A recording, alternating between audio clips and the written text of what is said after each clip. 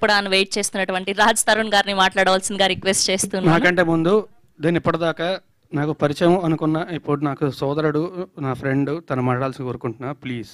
Please అండి. Okay, Raj తరుణ్కి 4-5 సార్లు ఇంటర్వ్యూలు అవే గుర్తున్నాయేమో, బట్ రాజ్ తరుణ్ అంతకన్నా చాలాసార్లు మనల్ని కలవడం జరిగింది. ఎస్పెషల్లీ బిగ్ ఎఫ్ఎంలో లాస్ట్ వినాయక చవితికి తిరగబడి రాసాము ప్రమోషన్ కోసం అన్నట్టుగానే మేము రాజ్ తరుణ్ని పిలిచాం. వినాయక చవితి పండాలకి మేము ప్రతిసారి కూడా చాలా భారీగా ఒక పెద్ద మాల్లో యాక్టివిటీ చేస్తాం. అప్పుడు రాజ్ తరుణ్ వచ్చినప్పుడు మేము ఇద్దరం కలిసి డ్యాన్స్లు వేసాం. సో ఆయన చాలా చోట్ల వెళ్తుంటారు కాబట్టి ఆయన గుర్తులేదు, బట్ 4-5 సార్లు కాదు, కనీసం 20-30 సార్లు కలిసాం ఇప్పటిదాకా. కానీ రోజు నేను రాజ్ తరుణ్తో చెప్పిన మాట కూడా తిరగబడరా స్వామి అని చెప్పి ఇంత పెద్ద టైటిల్ కాదు, మీ సా అని రాస్తే సరిపోతుంది అని చెప్పి. అంటే తిరగబడరా స్వామిని తిప్పితే మీసా అంటే సరిపోతుంది కదా, మొత్తం తిరగబడరా స్వామిని రాయకుండా ఆ రోజు సరదాగా జోకులు కూడా వేసుకున్నాను, నాకు గుర్తు.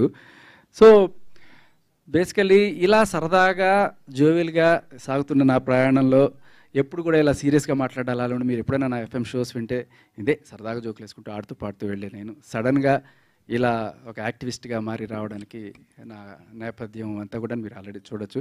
బట్ అందులో భాగంగానే ఇవాళ రాజ్ తరుణ్ కేసు ఇన్వాల్వ్ అవడంతో ఇది ఒక పెద్ద డిస్కషన్ పాయింట్గా, ఇది సమాజాన్ని మార్చడానికి ఎస్పెషల్లీ మగవాళ్ళని హెరాస్ చేస్తున్న ఈ చట్టాలను మార్చడానికి ఒక ఉపయోగపడుతుందని చెప్పి ఆ పోరాటం చేస్తున్నాను. అండ్ దానికి రాజ్ తరుణ్ కూడా నాకు ఫ్యూచర్లో సహకరిస్తాడని చెప్పి ఆశిస్తున్నాను. And all the best Tiragabadara Swami. Thank you అండి. Thank you so much. Yes, ఇప్పుడు రాజ్ తరుణ్ గారిని మాట్లాడవలసిందిగా